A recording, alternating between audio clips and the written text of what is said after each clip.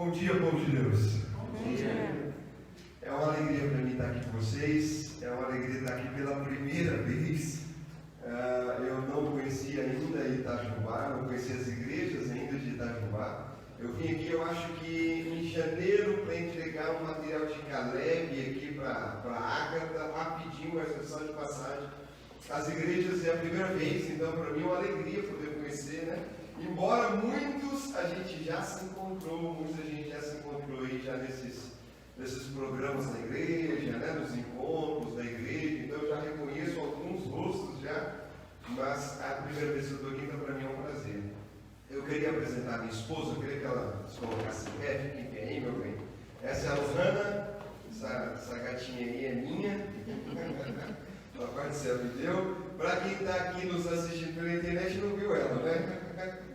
Mas, olha, seja bem-vindo também você aí, tá? Que está assistindo nosso culto, aí da sua casa. Infelizmente a gente tem vivido dias assim, né? Essa pandemia tem nos impedido de fazer aquilo que era natural para a gente, mas está passando, né? Graças a Deus as coisas vão melhorar. E a gente tem orado para que uma vacina surja o mais rápido possível, que aí a gente fica tranquilo mesmo, né? Eu queria meditar com vocês em uma história da Bíblia, que aonde eu tenho ido, eu tenho aproveitado a oportunidade, principalmente para falar com jovens, é a minha área, né? Eu sou pastor aí de aventureiros, desbravadores, de jovens, então sempre quando eu tenho oportunidade, eu acabo pregando para o meu povo. Mas fica tranquilo, tá bom? Fica tranquilo que a mensagem é para todo mundo, fica tranquilo. Eu queria que você abrisse a sua Bíblia em 1 Samuel capítulo 17. 1 Samuel capítulo 17. Você que está assistindo o culto aí da sua casa, abra a tua Bíblia também. 1 Samuel capítulo 17. Eu quero falar hoje sobre identidade. Identidade. Por que eu quero falar sobre identidade?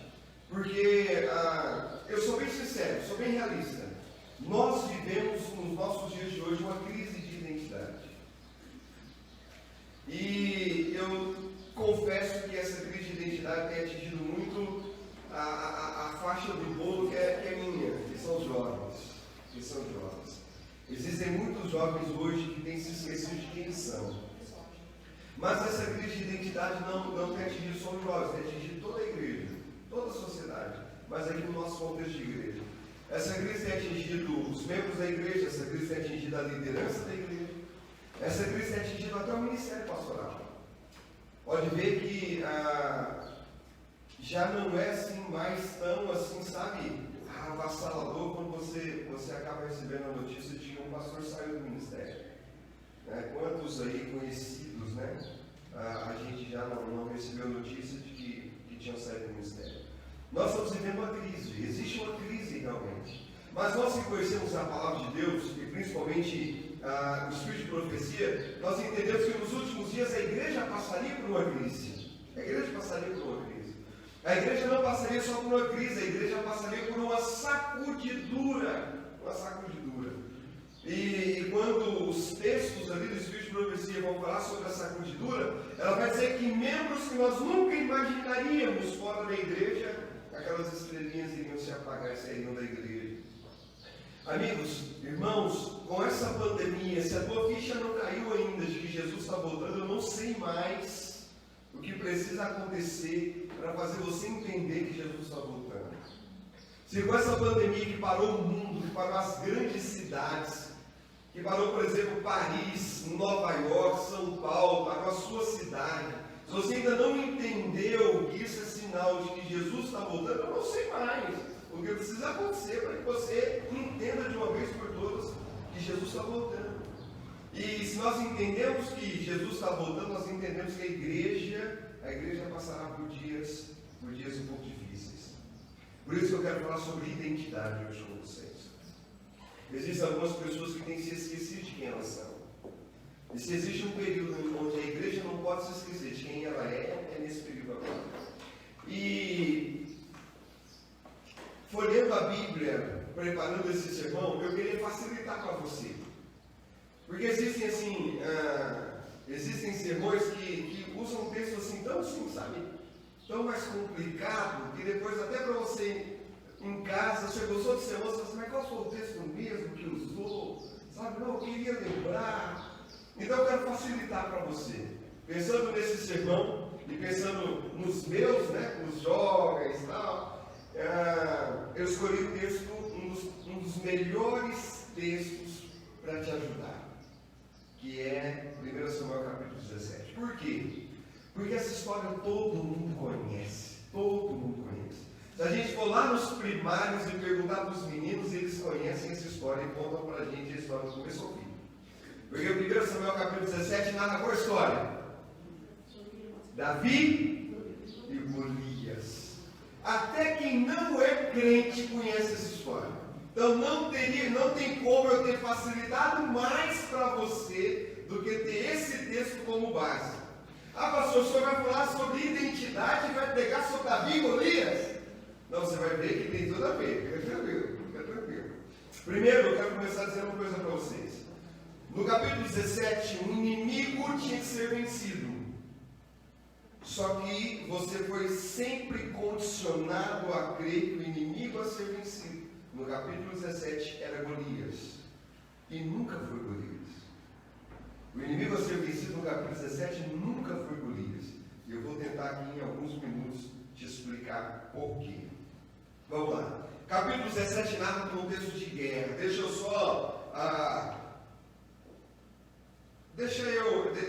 eu contextualizar aqui para vocês, que aí depois a gente vai em alguns textos aqui mais chatos. Até onde eu posso ir aqui, ao ponto que os irmãos não me percam. Aqui eles me veem? Então tá bom. Eu estava querendo andar aqui, você não vai dar, eu vou sair daqui, então tá bom. No capítulo 17, o contexto é guerra. O povo de Deus, os filisteus, o povo de Deus, os israelitas estavam em guerra contra os filisteus.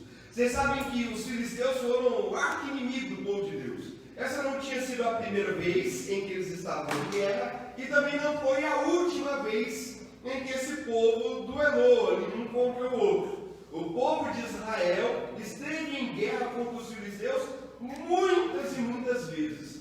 Só que esse momento, esse contexto de guerra entrou para a história, porque um personagem surge aqui na história, onde esse personagem teria uma relevância muito grande dentro do povo de Deus. Mas aqui qual era o contexto? O povo de Israel estava pronto para a guerra, o exército de Deus estava pronto para a guerra. Entenda, todo soldado israelita iria para a guerra naquele dia, todos. E por que eu digo todos? Por causa de uma coisa chamada efeito manada. Não sei se você já ouviu falar nisso. O que é efeito manada? Quem é de roça, quem cuida de bois, sabe o que é isso. Os bois estão todos no pasto, está todo mundo tranquilo, comendo capim lá, pastando. Aí de repente um boi se assusta e começa a correr. Aí o que acontece? Com o susto daquele boi e aquele boi correndo, os outros se assustam e começam a correr junto. De repente está a manada inteira correndo e nenhum dos bois sabe por que está correndo. É assim com o ser humano também. Eu não sei se vocês já viram algumas pegadinhas na internet ou aquelas do Silvio Santos, que o camarada está andando na rua, aí ele vai chegando perto de uma esquina. Aí quando ele está perto de uma esquina, do nada aparece alguém cruzando a esquina, correndo e dizendo assim, ó, corre, corre, corre, e passa do lado da pessoa correndo. O que acontece com a pessoa? Ela corre. Por que ela corre? Efeito manada. Ela vai pensar, rapaz, surgiu alguém do nada, correndo, mandando eu correr, ou tem bandido atrás dele correndo, ou tem cachorro atrás dele correndo, eu não vou ficar. E corre também. E é assim. Na guerra acontece justamente isso. Imagina, está aqui um soldado com a espada na mão, com o escudo na mão e pronto para a guerra. Dentro de um exército tem todo mundo, tem todo tipo de pessoa. Tem aqueles valentes que estão olhando para o inimigo lá e pensando, a gente vai vencer, vamos matar os filisteus hoje. Mas também tem os covardes, olhando para o inimigo e pensando, vou morrer hoje, meu Deus. Hoje eu vou morrer, hoje é meu último dia. Dentro de um exército tem todo mundo, tem todo tipo de gente. Agora, quando o general dá ordem, todo mundo vai para a batalha. Por quê? Até o covarde vai. Porque o general deu a ordem, todo mundo sai correndo. trás? Não fica. Ele sai correndo também, a adrenalina toma conta do corpo e todo mundo vai. Então entenda, todos os soldados israelitas estavam prontos para a guerra naquele dia. Todo mundo ia para a guerra. O que aquele exército não estava preparado foi para a proposta e uma super proposta que os filisteus fizeram. Antes dos dois exércitos se encontrarem, os filisteus entraram em contato com os israelitas, fizeram uma proposta que era extraordinária.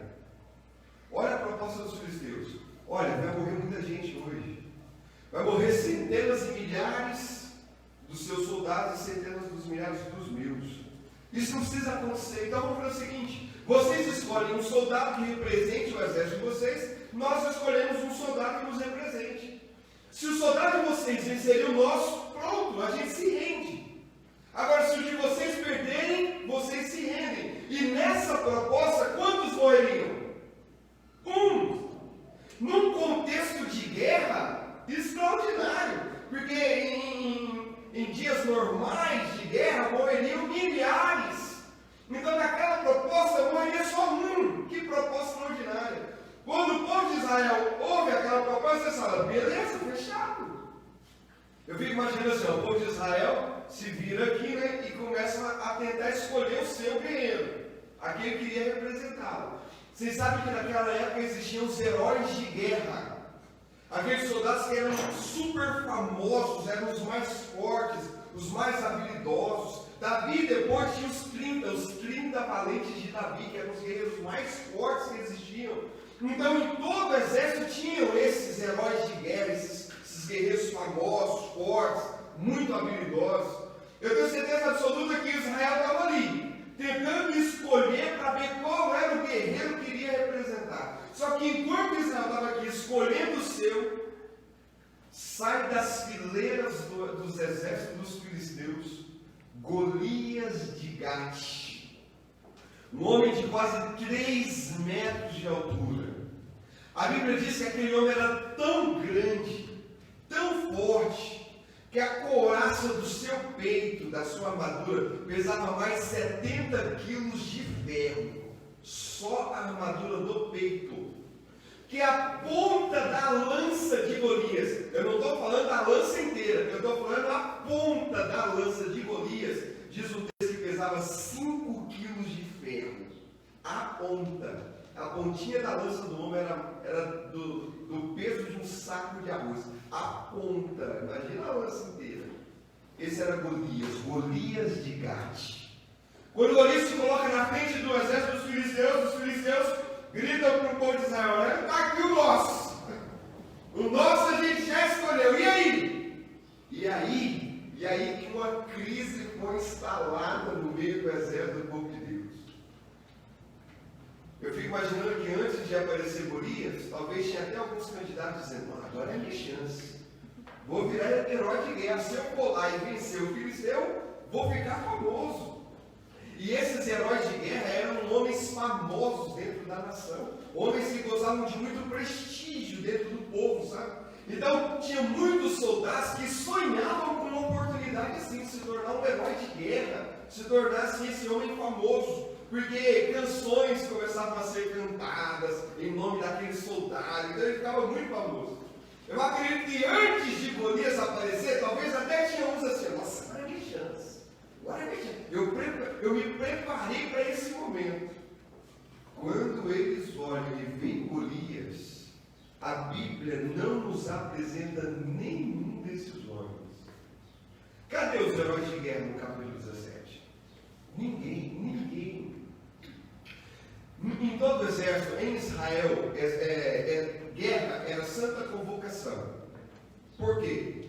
Porque Deus era o Senhor da nação, e quando a nação ia para a guerra, era santa convocação. Então todo homem acima de 18 anos tinha que ir para a guerra. Só que todos iam para a guerra com seus motivos também. Todos iam ali com seus motivos.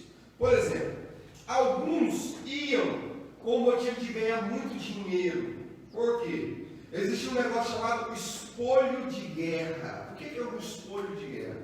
Quando uma nação ia e conquistava uma cidade, Eles pegavam todo o ouro, toda a prata, tudo de valor que tinha dentro daquela cidade, o exército tomava. Uma boa parte ia para o cofre do país, do rei, só que uma parte do ouro, da prata que eles encontravam, ficava para ser dividida entre os soldados. Era meio que o salário dos soldados. Então muitos soldados ficavam ricos, principalmente se o exército fosse um exército vitorioso. Porque geralmente o exército saía e ficava anos fora. Eles iam, conquistavam a cidade, pegavam o ouro, a prata, tudo que tinha de valor lá, saía de lá e ia para outra cidade, conquistava outra cidade, pegava o ouro, pegava a prata. E nisso, muitos soldados ficavam ricos. Então, muitos soldados iam, mesmo em santa convocação, mas dentro do coração pensando, vou mudar de vida. Porque era muito ouro, porque era muita prata. Uns iam para tentar mudar o status social, né? Lembra dos heróis de guerra? Vão pensando, poxa, eu não sou ninguém, não sou conhecido, mas vai que lá na guerra eu me torno um herói de guerra, vou cantar canções em meu nome, eu vou ficar famoso, vou mudar de status, né, dentro da sociedade. O engraçado é que o tempo foi passando, e a Bíblia diz que por 40 dias, irmãos, entendam? 40 dias. A Bíblia diz que Golias se apresentava de manhã e à tarde. Ele se colocava na frente do exército dos filisteus, olhava para os israelitas e dizia, ei, ninguém. Fico imaginando Golias, eu estou aqui há uma semana esperando vocês já, estou aqui há 20 dias, estou aqui há um mês, eu estou aqui há 40 dias, ninguém. Há um ponto, irmãos, que aquela situação começou a ficar vexatória, humilhante. Se tornou uma situação vergonhosa para o exército de Israel. As notícias começaram a correr. Imagina as outras nações ouvindo aquela história. Nossa, vocês estão sabendo a vergonha que o exército de Israel está passando lá em campo de batalha? Os filisteus fizeram uma proposta sensacional. Um soldado contra o outro. Só que nenhum soldado israelita tem coragem de duelar contra os soldados filisteus. Olha que vergonha. Imagina as outras nações ouvindo aquilo e pensando, não, vamos invadir Israel. Lá só tem soldado covarde. Imagina as outras nações ouvindo essa história. Aquilo ficou tão vergonhoso, tão vergonhoso. Você já passou assim, uma vergonha assim, em algum momento? Você já passou por alguma situação constrangedora? Você passa por situações assim, você só quer que aquilo acabe. Você só quer que aquilo passe para você sair daquela situação. Era mais ou menos sendo. O rei Saul chegou uma hora que Saul não estava mais preocupado em vencer. Saul estava preocupado em acabar com aquela situação vergonhosa. Por que eu te digo isso e te digo isso confirmando mesmo? Por quê? Porque Saul começa a fazer propostas sem estar nem um pouco preocupado com quem aceitaria. Ele só queria que um soldado se levantasse e fosse lá e pronto. Que se morresse, se vencesse, não importava. Ele só queria acabar com aquela situação. Porque imagina, todos os dias um guerreiro ia lá e falava, vocês são o exército mais covarde que eu conheço. Estou aqui há 30 dias e nenhum de vocês tem coragem de vir. Aquela situação era muito vergonhosa. Aí o que o rei começa a propor? Primeiro o rei reúne os soldados, o rei Saul, reúne os soldados e fala assim, olha, o soldado que aceitar duelar contra o filisteu, eu vou dar muito ouro para esse soldado. Esse soldado vai ser rico, um dos homens mais ricos em Israel. Lembra? Alguns soldados iam para a guerra para ficar rico. Eu fico imaginando alguns soldados pensando, nossa, vou mudar de vida. Não tenho um item no bolso, sou de família humilde, pobre, estou aqui na guerra, mas se eu for lá lutar contra o filisteu, o rei falou que eu vou ficar rico, porque ele vai me dar muito ouro. Eu acredito que enquanto o rei falava e fazia a proposta, talvez um ou outro até começava a se empolgar. Mas quando eles olhavam para o outro lado e viam Golias, ninguém olhava para Golias e falava, nada. Olha o tamanho do homem, cara, não vou. O que adianta eu ir? Eu vou morrer. Mesmo o rei oferecendo ouro, nenhum soldado. Aí o rei começou a oferecer para a pessoa uma proposta ainda melhor. Ele disse assim, ó, quem for e duelar contra o filisteu, nunca mais pagará imposto. Você já imaginou uma coisa dessa? Você imaginou você no Brasil nunca mais pagando imposto na sua vida? Você sabe que no Brasil a média de tudo que a gente compra, de 40% a 50% é só imposto. Só imposto. Então imagina você comprando entre 40% a 50% de desconto em tudo que você for comprar. Imagina as mulheres aí, né? Ah, poxa, eu gostei daquele vestido. Quanto é aquele vestido? Ah, R$300. Aí chega lá e fala, não, eu matei por isso. Ah, não, para você é só 150. Imagina, você nunca mais pagar imposto. Vai na concessionária, gostou de um carro, cara, R$100 mil. O cara falou, 100 mil. Aí você fala, não, amigo, eu matei por isso. Ah, não, para você aqui, entre 55 e 60 mil, isso é legal. Porque a gente paga imposto. Então o rei falou assim, ó, além de eu te fazer muito rico, além de eu te dar muito ouro, você nunca mais vai pagar imposto. Proposta sensacional. Agora teve alguém que aceitou a proposta? Ninguém. Aí o rei apela. Aí o rei vai assim com a situação. O que o rei começa a oferecer para os soldados? A filha. O rei vai para os soldados e fala assim, olha, aquele soldado que for lá guerrear contra o filisteu vai casar com a minha filha. O rei começa a oferecer a princesa para os soldados. Imagina uma coisa dessa. Imagina um soldadozinho lá de família simples pensando, eu vou me tornar príncipe de Israel. Imagina, vou morar no palácio, minha vida vai mudar, vou virar genro do rei. Olha a situação, eu aqui, sabe, de soldadozinho aqui, insignificante, para príncipe de Israel, vou morar no palácio. Talvez se o rei morrer, o filho dele morrer, vai que até a coroa cai no colo. Tudo pode acontecer, imagina. Mas alguém aceitou? Ninguém. Aí o autor aqui do livro, ele sai do contexto de guerra e abre um parêntese em outra história. O autor vai lá para a casa de um homem chamado Jessé. Ele sai do contexto de guerra e vai para a casa de Jessé. Jessé era um homem que tinha muitos filhos e todos os filhos estavam na guerra, exceto o caçula, Davi. Jessé olha para Davi e fala assim, filho, eu preciso receber notícia dos seus irmãos. Eu não sei o que está acontecendo com os seus irmãos. O acampamento do exército está acampado em tal lugar. Então eu vou pedir para que você leve algumas coisas para os seus irmãos e me traga notícias. E a Bíblia diz que Davi obedece seu pai. Ele pega ali o que o pai tinha separado para entregar para os seus irmãos e vai até onde o exército estava acampado. E aqui eu quero ler o texto bíblico com vocês, verso 22 do capítulo 17. Verso 22. O texto diz assim, ó. Davi, deixando que trouxeram aos cuidados do guarda da bagagem, correu à batalha. E chegando perguntou a seus irmãos se estavam bem. Estando Davi ainda a falar com eles, eis que vinha subindo do exército dos filisteus o duelista, cujo nome era Golias, o filisteu de Gate, e falou as mesmas coisas que antes falara, e Davi o ouviu. Eu gosto dos detalhes que a Bíblia apresenta. Por 40 dias Golias subia de manhã e de tarde e falava as mesmas coisas. Falava que o exército de Israel era um exército covarde, e o Deus de Israel era um Deus fraco, porque ele blasfemava contra o Deus de Israel. Só que a Bíblia vai dizer assim, ó, mas nesse dia aqui, alguém ouviu, e quem ouviu era uma pessoa diferente. Vamos entender quem era Davi nesse contexto aqui? Quem era Davi? Davi era um menino. Por que Davi não estava na guerra?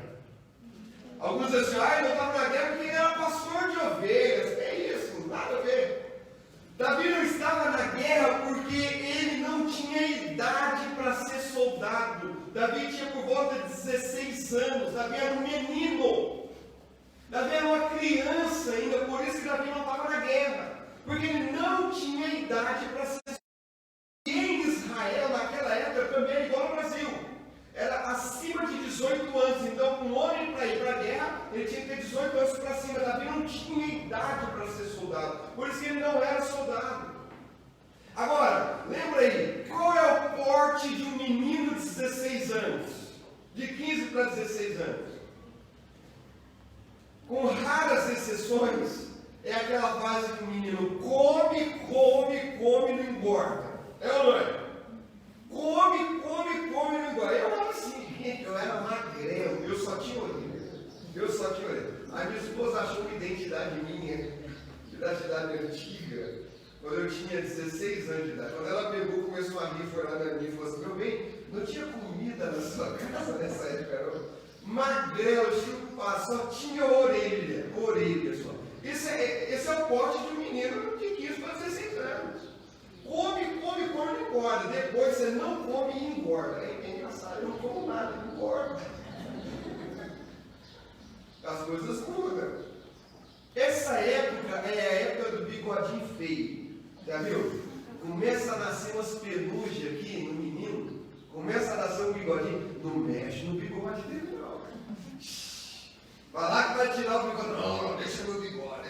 Por quê? Porque para esse eu não estou virando homem, eu estou virando meu bigode.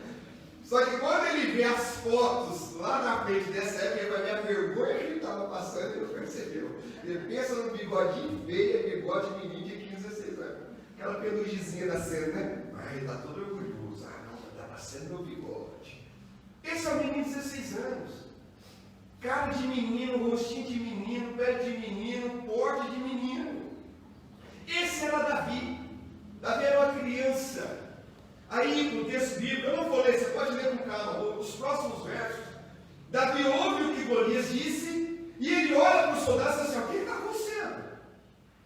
Aí o soldado fala: olha, está acontecendo o seguinte, fizeram uma proposta, um soldado contra um soldado.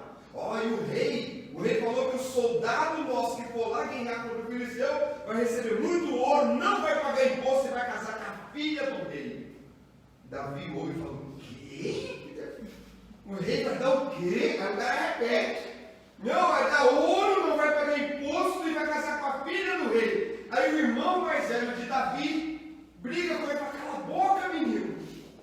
Está se intrometendo, você é um menino, cala a boca. Aí Davi olha para ele e fala assim: eu não estou fazendo nada. Aí olha para o cara de novo e pergunta pela terceira vez: o rei vai dar o quê mesmo? Aí o cara fala pela terceira vez: não, vai dar ouro, não vai pagar imposto, vai casar com a filha do rei. Davizinho enche o peito e fala assim: manda avisar que eu vou.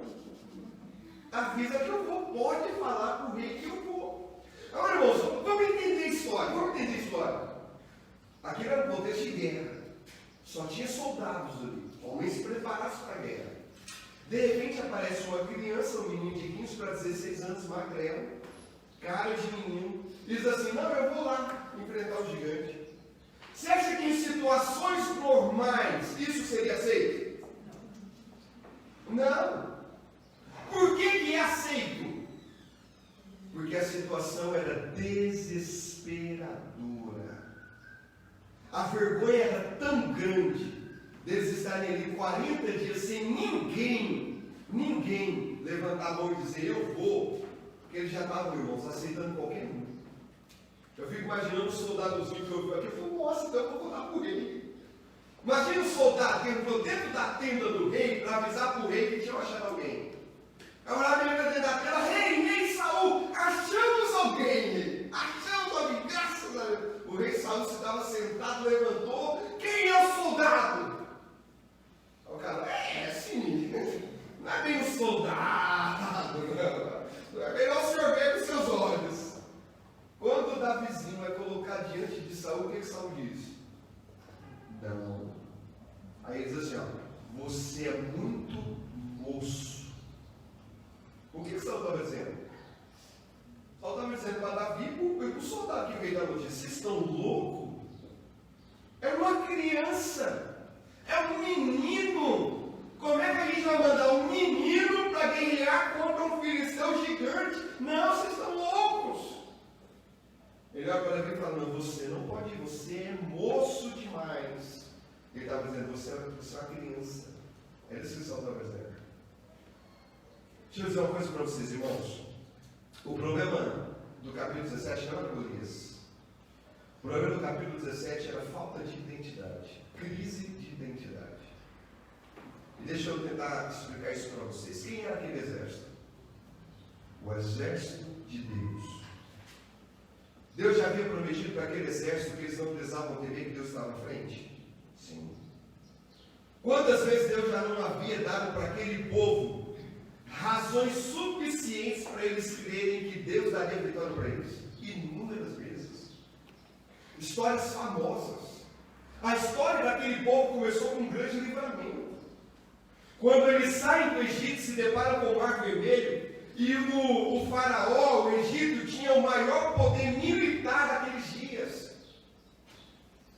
Deus abre o mar, o povo passa, de repente vem o faraó com os cavalos, com as carroças, com todo o seu exército. Ele entra dentro do mar para atravessar o mar, o que Deus faz? Deus fecha o mar e mata todo mundo. E aquele povo tem uma vitória contra o maior exército do mundo naqueles dias, sem nem pegar em espada. Lembra quando ele passaram 40 anos no deserto e agora chegou a hora deles entrar na terra prometida? Aí eles atravessam o Rio Jordão e dão de cara com Jericó. Primeira cidade a ser conquistada, Jericó. Cidade famosíssima, cidade impenetrável, impossível de ser conquistada, pelo tamanho dos seus muros, era muito conhecido por isso. Jericó, impossível de um exército conquistar aquela cidade. Olha o tamanho dos muros. Aí eles dão de cara, primeira cidade para ser conquistada. Aí Deus fala assim: fica tranquilo. Vocês vão dar a volta ao redor da cidade, vão tocar trombeta e o muro vai cair. Olha o que acontece no sétimo dia. O muro cai. Aí eles entram dentro da cidade e conquistam a cidade. Quantas provas Deus já não havia dado para aquele povo, para aquele exército, que Deus daria a vitória para eles, irmãos. Lembra de Gideão? Olha a história extraordinária de Gideão. Um exército enorme, alguns dizem que era mais de 100 mil soldados contra o povo de Israel. Aí Deus levanta Gideão e fala assim: ó, prepara o exército. Gideão com medo, tá no começo, a gente conhece a história. Aí ele reúne, vem quase 30 mil soldados. Aí Deus fala: ixi, tem gente demais aqui. Aí vai peneirando, fica quantos? 300 contra milhares.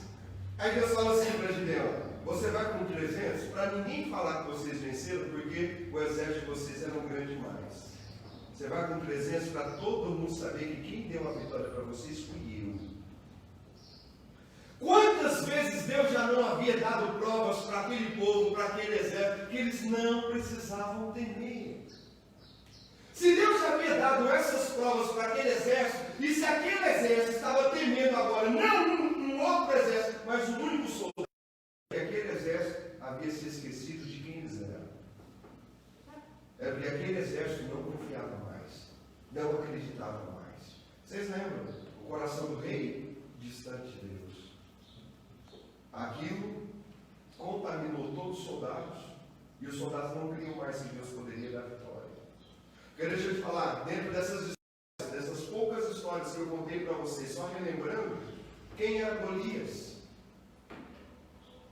Golias não era ninguém. A vitória que Gideão teve com aqueles 300 é uma vitória muito maior do que um guerreiro contra Golias. Foram coisas muito mais extraordinárias. Quem era Golias perante os muros de Jericó? Quem era Golias perante o exército do faraó? Golias não era ninguém, era só um único soldado. Só que existia crise de identidade naquele exército. Um exército que era para ser de Deus, mas não era mais porque haviam se esquecido disso. Não confiavam mais. Aí aparece um menino que sabia quem ele era. Se existia crise no coração do rei e dos soldados, não existia crise de identidade no coração de Davi. Davi sabia quem ele era. Davi sabia quem era o seu Deus. Davi sabia. Aí o menininho na frente do rei começa a contar duas histórias. Porque ele vem com o rei e olha para ele, não dá muita coisa, né? Mas como é que ele andava? Ele magrelo. Aí Davi olha e fala assim: não, peraí, deixa eu te contar umas histórias aqui então. Aí Davi começa a contar uma primeira história.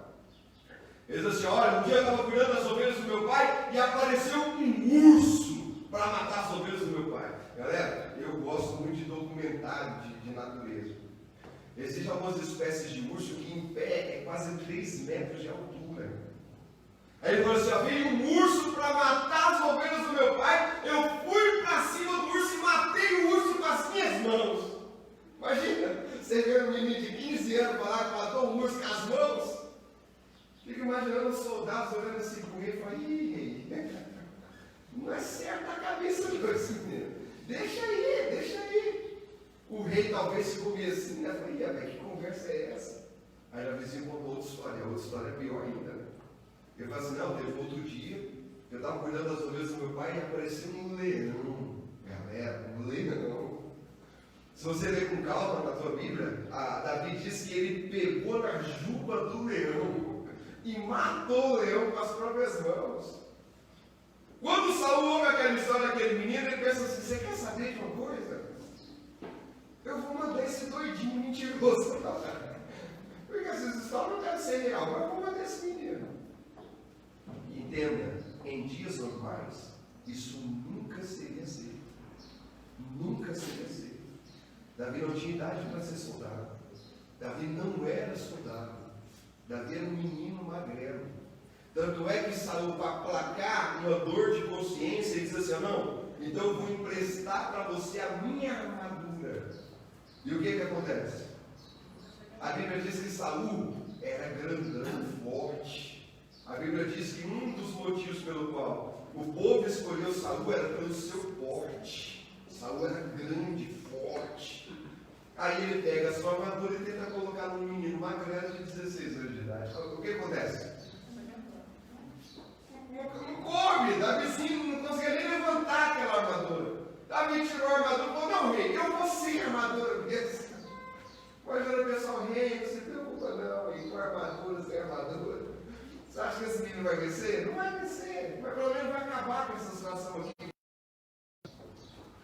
Davizinho vai para frente do exército do povo de Deus. Acho que os soldados de Israel começam a espalhar notícias. Chama alguém. Alguém com armadura lá. Quem? Aquele menino ali, ó. Os soldados pensam, meu Deus, que vergonha. Esse mundo achou que não podia piorar, mas eu acho que vai piorar. Está mandando um menino. A Bíblia diz que tinha um ribeirão. Davi vai até aquele ribeirão, agacha e começa a pegar pedra. Gente, vamos tentar aqui entender. Quem é que briga com pedra? Criança. É menino que briga com pedra, gente. É menino que joga pedra no outro. Imaginando os soldados, aquele menino pegando pedra, pensando, meu Deus, que vergonha.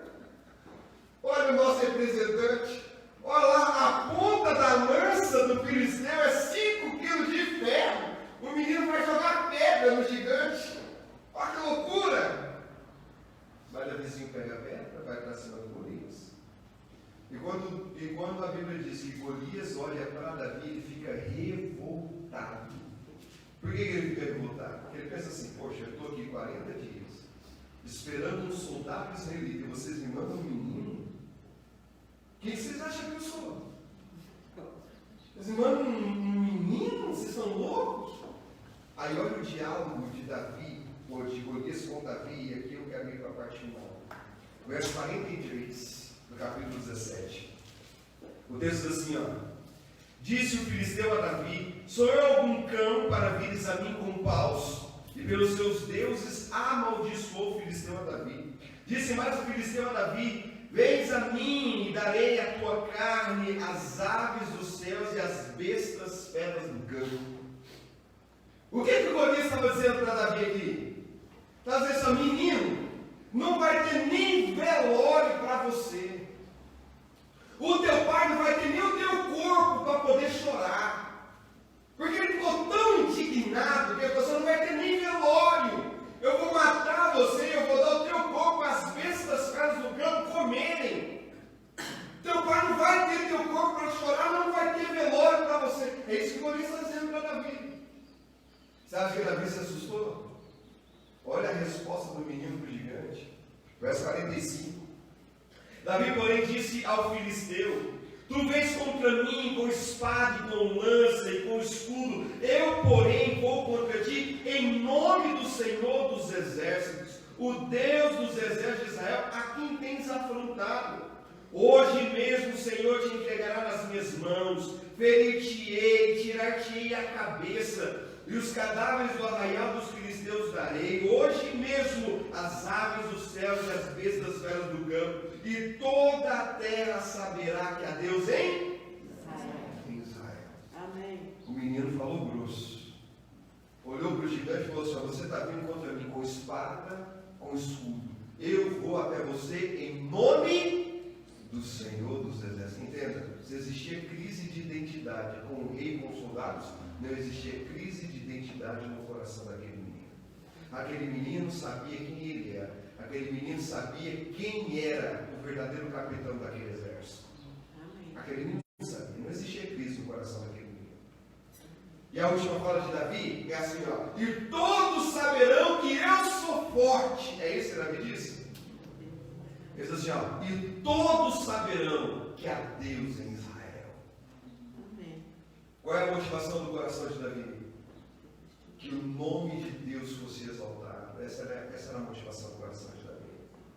Entenda uma coisa, e aqui eu quero pontuar aqui para começar, para finalizar. Jovem, existem muitos jovens que vão para a faculdade, principalmente aqueles que estudam à noite, aí não podem estudar na sexta-feira. Aí o professor chega para ele e fala assim: se você não vir na sexta-feira, você vai reprovar. Se você não vir na sexta-feira, você não vai se formar. Aí o jovenzinho se assusta, porque o professor fala grosso, e ele começa a achar que o futuro dele está nas mãos daquele professor. Deixa eu te dizer uma coisa, jovem: o teu futuro nunca esteve nas mãos do teu professor. O teu futuro está nas mãos do Deus que você serve. E você não pode se esquecer disso. Você não pode se esquecer disso. Pai de família que fica desempregado, aí passa uma semana, 2 semanas, não consegue emprego, começa a faltar, as contas estão aí para ser quitadas. Aí de repente a única proposta de emprego que vem é aquela que você tem que trabalhar no sábado. Aí você começa a achar que aquele emprego é que vai pôr comida na tua casa. Deixa eu te dizer uma coisa: o sustento da tua família nunca esteve na mão do teu patrão. O sustento da tua casa nunca esteve nas mãos ali, ou dependente do teu salário. O sustento da tua casa sempre esteve nas mãos do Deus que você serve. E o Deus que você serve fez a promessa que nem um justo mendigaria. Que a sua descendência não ia mendigar o pão. Então, ou você crê ou você não crê. Ou existe crise de identidade no teu coração e você não crê mais que Deus é real e Ele vai cuidar de você, ou você crê e vive crendo, e aqueles que creem presenciam milagres. Amém. Não existia crise no coração daquele menino. Não existia crise. Ele sabia quem ele era. Ele sabia que era o Deus daquele exército. Ele sabia. Golias começa a correr em cima de Davi. Davi pega uma pedra, coloca na funda, roda e joga. E a gente conhece a história. A pedra bate na cabeça de Golias com tanta força, irmãos. E ele pode ter certeza, não foram os braços magrelos de Davi que lançou aquela pedra. Você pode ter certeza disso. Porque a Bíblia diz que a pedra cravou na cabeça do homem. Que pedrada que é essa? O gigante cai, quase que morto. Davi corre, sobe em cima dele, pega a espada do gigante, porque Davi não tinha espada. Pega a espada do gigante e corta a cabeça de Golias. Quando aquilo acontece, os filisteus olhando para aquilo ficam assim: o que aconteceu? O povo de Israel fica: o que aconteceu? Davizinho levanta a cabeça de Golias. Não devia ser assim, não devia ser assim, né? Porque imagina, devia ser um cabeção, 3 metros de altura.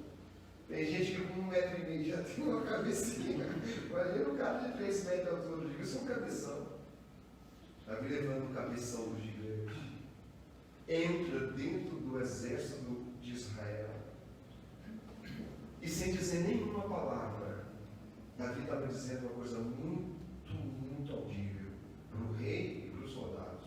O que Davi estava dizendo para aquele exército sem dizer uma palavra? Ele estava dizendo assim: vocês se esqueceram que o menorzinho dos nossos é mais poderoso do que o maior deles. Vocês se esqueceram disso. Porque quem nos dá a vitória é Deus, e o nosso Deus é real. O menor dos nossos vence ele. Isso aqui era para ter sido bem resolvido no primeiro dia. Qualquer um dos nossos soldados, indo com fé em nome do Senhor, tinha derrotado esse gigante no primeiro dia. A gente não precisaria estar passando essa humilhação. Agora, vocês se esqueceram.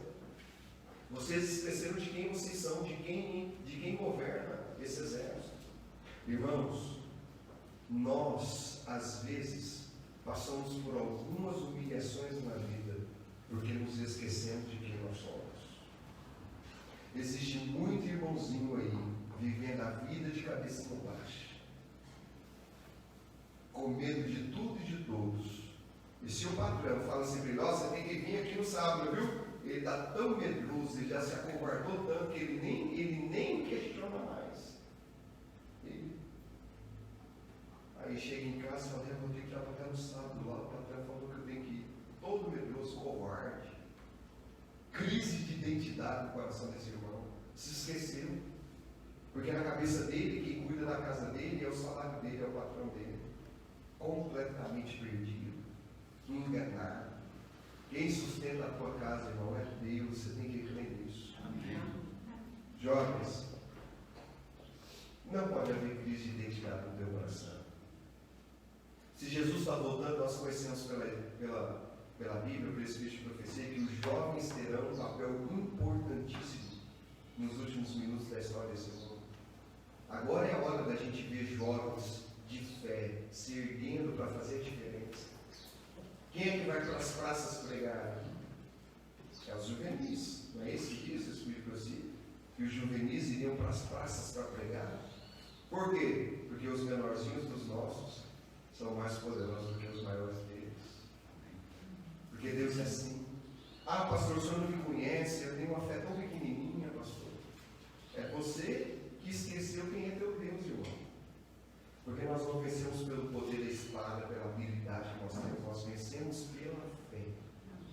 É assim que o cristão vence, pela fé. Então, a Bíblia diz que fé é um dom. Então, ore a Deus e diga, Senhor, me dê o dom da fé. Aqueça meu coração, me ajude a acreditar, Pai. Deus pode te ajudar, Deus pode aquecer teu coração e avivar você. Porque se existe uma vida horrível para ser vivida, é do crente perdido. Essa é a pior vida, é a vida mais miserável que tem. Sabe por quê? Porque o cara que está lá no mundão, ele está assim, ó, eu não vou para o céu não, mas pelo menos eu sei, e estou curtindo tudo que eu posso curtir agora. Porque eu sei que quando eu morrer, acabou mesmo. Aí você nem está curtindo nada e nem vai para o céu. Você está tendo uma vida miserável. Nossa, pastor, você está dizendo então que é melhor ir para o mundo, curtir? Não, estou dizendo você acordar, amigo, deixar Deus aquecer teu coração logo. Porque viver essa vida morna de um cristão morto é a pior vida que existe para viver. E você não está aqui para depois de ter vivido anos na presença de Deus se perder, tá? Não, eu não estou aqui para me perder no final de tudo. Então agora é a hora da gente dobrar os nossos joelhos e dizer assim, ó Deus, aqueça meu coração, aumenta a minha fé, me ajude a acreditar, porque existe crise dentro do meu coração. Eu não acredito mais que o Senhor é real, que o Senhor pode fazer milagres, mas eu tenho que voltar a crer, Pai, eu preciso voltar a crer. Você pode ter certeza, esse tipo de oração é a oração que Deus gosta de responder. Porque Deus gosta de transformar a vida das pessoas. Eu não sei se a gente tem um hino final, mas eu gostaria já de orar, pode ser? Porque eu acho que eu exagerei aqui. Eu quero orar por você, eu quero colocar você nas mãos de Deus. Quero pedir para que Deus, através do teu Santo Espírito, possa derramar graça sobre a tua vida. Eu queria que vocês colocassem em pé, então, para que a gente possa fazer essa mensagem.